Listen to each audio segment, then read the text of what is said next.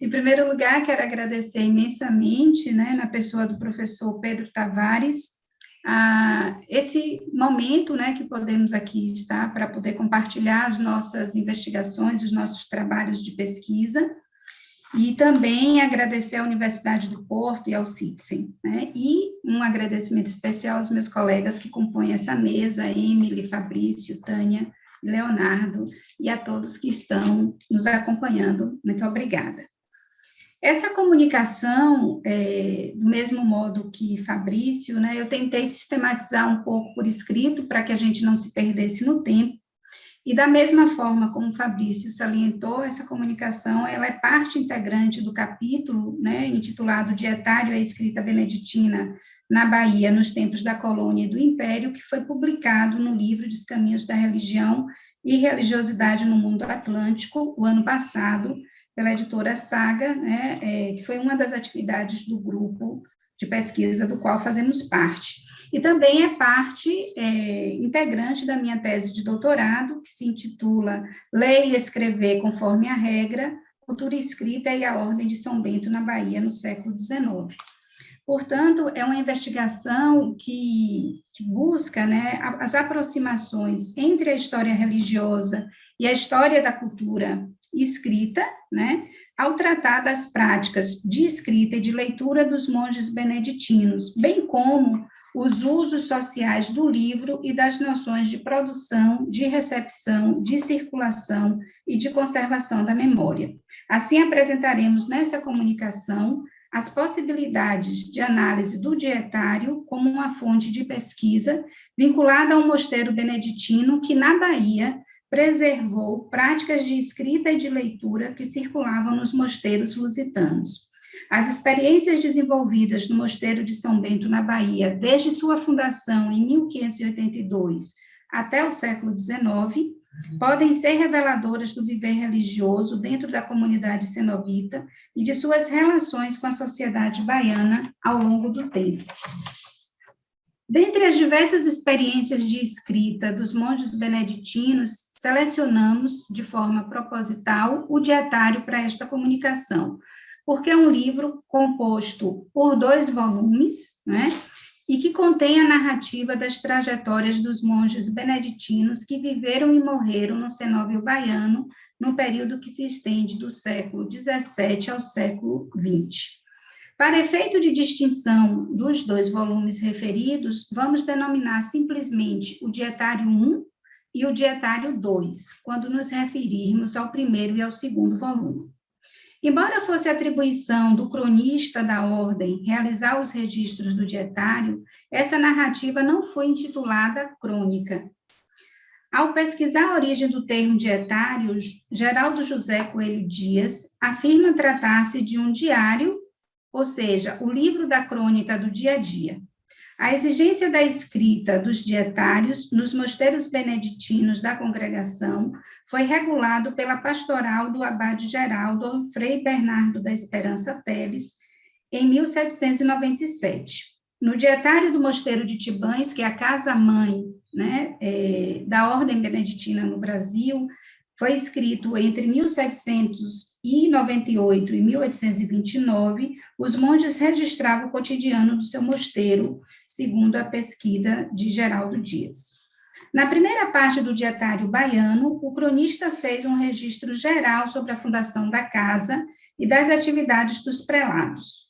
Na segunda parte, que também é chamada de obituário, narrou a vida e a morte dos monges. O dietário era lido durante as refeições no espaço do refeitório do mosteiro, em voz alta. O monge leitor abria o livro e passava a narrar a vida dos irmãos falecidos. Suas ações eram enaltecidas para servir de exemplo aos presentes. Não importava na vida conventual o dia do nascimento, mas sim o dia da morte, considerado o momento do reencontro com a corte celestial. Não podemos perder de vista que o dietário era um livro de escrita permanente e em ordem cronológica pela data de falecimento do monge. Nos 2 volumes que se encontram no arquivo do Mosteiro de São Bento da Bahia, o Dietário 1 narra a vida dos monges que viveram no mosteiro desde 1582 até 1815, e já foi publicado em edição diplomática. O volume 2, que não será tratado aqui na comunicação, mas achei interessante referir, porque para ter um entendimento da fonte como um todo, relata a vida dos cenobitas de 1815 até cerca de 1935. Esse segundo volume já foi transcrito, mas ainda não foi publicado. Na edição diplomática do primeiro volume, a pesquisadora Alicia Lose identificou 5 escritores distintos, responsáveis pela escrita dessa crônica. O documento é apresentado como um manuscrito reunido em um códice composto por 154 fólios. A autora salienta que o processo de edição foi iniciado na metade do século XX por Dom Clemente da Silva Nigra, ao copiar o manuscrito com o objetivo de preservar o original, e depois continuado por Dom Gregório Paixão na década de 1980, quando realizou a datilografia desses manuscritos. Ainda sobre o gênero textual, Leandro Teodoro, ao discutir o papel do Mosteiro de Santa Cruz de Coimbra na construção do Estado português entre os séculos XII e XIV, diferencia os vários tipos de escrita monástica, como anais, crônicas e agiografias. Os anais eram registros analíticos sem grandes construções narrativas semelhantes a uma listagem de breves eventos. As crônicas eram um pouco mais elaboradas, com temáticas definidas no tempo e no espaço, através de uma narrativa moralizante, com referência às fontes utilizadas. E as geografias eram narrativas de vidas de santos a serviço de uma educação religiosa. Diante dessa categorização proposta por Teodoro, o Diário dos Beneditinos aproxima-se da categoria de crônica, ainda que guardadas suas especificidades. Outro autor que também discute as várias tipologias de escritas de religiosos, Moreno Pacheco, ao estudar os livros de fundação dos conventos das Clarissas portuguesas no século XVII, analisou diversos exemplos de crônicas compostas por frades e freiras e destacou que as crônicas seguem regras gerais, como respeito à abordagem cronológica e a inclusão de narrativas de vidas exemplares, mas que a terminologia ela é bastante variável. A respeito da variação da terminologia, Pacheco indica que os diferentes termos empregados podem estar ligados a uma realidade mais local ou às motivações de quem a escrevia e lia aquelas narrativas baseadas em padrões semelhantes. Assim, o dietário pode ser abordado não apenas como uma prática de escrita, que foi o que me interessou a princípio na minha tese, mas também como uma fonte capaz de lançar luz sobre a vida monástica cotidiana, ou como dissemos no início, do viver religioso, ao aproximar nosso olhar acerca das funções desempenhadas pelos beneditinos dentro da comunidade, das relações com a sociedade, dentre outros aspectos. Além disso, consideramos importante ilustrar nessa narrativa com algumas passagens do Dietário para que possamos compreender sua função, que, segundo o próprio cronista, o autor do Dietário, consistiria em não permitir que se perdesse, nas palavras do cronista, de toda a memória de uns monges que tanto se empregaram no serviço de Deus e adiantamento das almas. A primeira vida narrada na crônica, ou no Dietário 1, foi a do seu fundador, o fundador da ordem no Brasil, Antônio Florencio Ventura, que faleceu em 13 de novembro de 1591, 13 de dezembro. Conforme seu papel, as não tão breves notícias da vida do Frei Ventura eram dignas de uma pena que, com vivas expressões, soubesse representar à posteridade as heróicas ações do seu zelo, do seu trabalho e seu desvelo. Isso está registrado no Dietário, na página 68. Na sua vida, ao longo do registro, foram exaltadas apenas as ações vinculadas à instalação dos primeiros monges na Bahia, em 1582, na pequena ermida de São Sebastião, ainda fora dos muros da cidade de Salvador. São relatadas também as relações que esses primeiros monges estabeleceram com as autoridades locais e de que forma se deu a expansão das casas beneditinas para as demais capitanias no Brasil. O relato das vidas dos monges no Dietário 1 foi encerrado com a notícia do falecimento do frei Antônio Joaquim de Nossa Senhora das Dores Roxas, em 1º de abril de 1815. Embora o relato seja bem mais breve do que o relato da vida do fundador, ficamos sabendo que o monge nasceu em Portugal e tomou o hábito na cidade do Porto. Ali seguiu para a Bahia, e no Mosteiro da Bahia foi colegial, né, fez o sermão de prova e os mais atos de patente de pregador. Além da sua dedicação ao mundo das letras, se ocupou também da administração dos engenhos, foi prior do Mosteiro da Graça e administrador do Mosteiro de Monte Serrat. Por fim, antes de morrer, se ocupou de administrar a horta do Mosteiro de São Sebastião, onde se envolveu em conflitos com os vizinhos da cerca, que costumava furtar a horta. Todas as vidas narradas seguem o mesmo roteiro dentro do dietário, como os 2 exemplos referidos acima. Primeiro se registra o ano da morte, que poderia ser partilhado com outros monges, seguido da data do nascimento e de batismo, a filiação e a atuação monástica. O método do registro por ano é predominante no Dietário 1, assim planejado e executado. Já no 2º volume, o registro segue o dia da morte, o que faz com que as vidas de monges falecidos em anos distintos compartilhem o mesmo espaço nas páginas. Nos dietários 1 e 2, a extensão dos relatos ocorre conforme a distinção dos monges.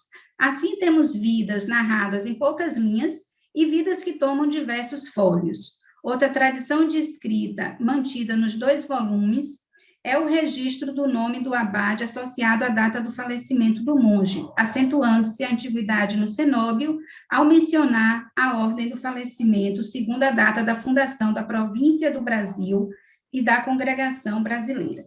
Permitam-me aqui um pequeno parêntese, uma pequena pausa, só para explicar, assim, porque como a Ordem de São Bento, ela se mantém, vamos dizer assim, ativa desde a sua fundação até os dias de hoje, né? Os próprios historiadores da Ordem dividem a história da Ordem em 3 fases, né? A primeira fase, em que a Ordem estava ligada à congregação lusitana, vai da fundação do mosteiro em 1582 até 1827.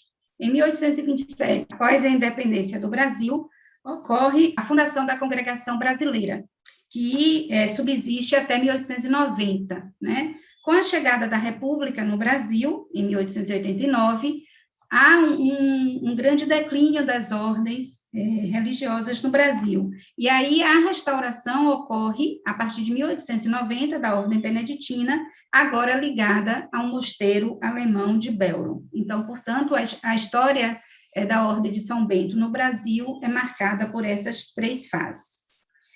E os dietários 1 e 2 cobrem esse período todo.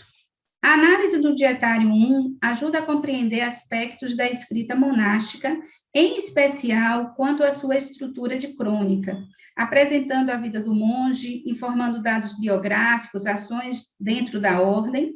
Percebemos também a mudança da mão na escrita, não apenas pelos critérios gramaticais, ortográficos e lexicais, apontados por Alicia Lose na edição diplomática do manuscrito, mas também pela variação de outros elementos da escrita. No princípio, os monges são apresentados em ordem com numeração, porém, mais para o fim do manuscrito, começou a ser empregada a fórmula segue-se a vida e morte e o nome do monge.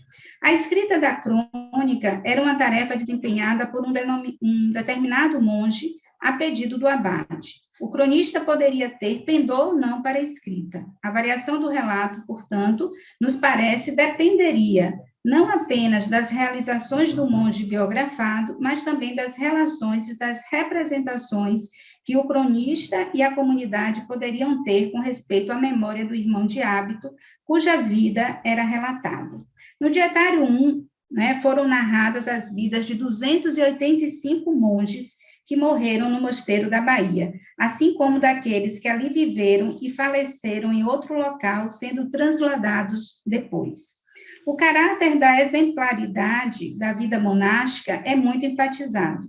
Frei Bernardino dos Reis, natural da cidade de Bastos, foi descrito como um religioso penitente e observante dos votos de sua profissão, que sempre se empregava nas lições dos livros espirituais. Dentre os episódios que marcaram sua vida monacal, o cronista destacou que certa vez apareceu ao Frei Bernardino uma mulher que, após a confissão de seus pecados, insatisfeita com a penitência, acusou o frade de solicitação. Diante da situação, o cronista registrou que o frade foi socorrido pela aparição de um monge, que nunca se soube quem foi, com um recado do prelado que o chamava. Salvo da infâmia, Frei Bernardino faleceu muito tempo depois, em 1699, de acordo com o cronista, de algumas moléstias para a coroa de suas virtudes. O recurso ao sobrenatural e a mística da morte martirizada pela enfermidade é destacado pelo cronista para servir de leitura exemplar aos monges, ao lado de outras leituras como as vidas de santos. Dentre as diversas doenças que acometiam os monges, a tísica era a que aparecia com maior frequência associada às práticas de escrita e de leitura.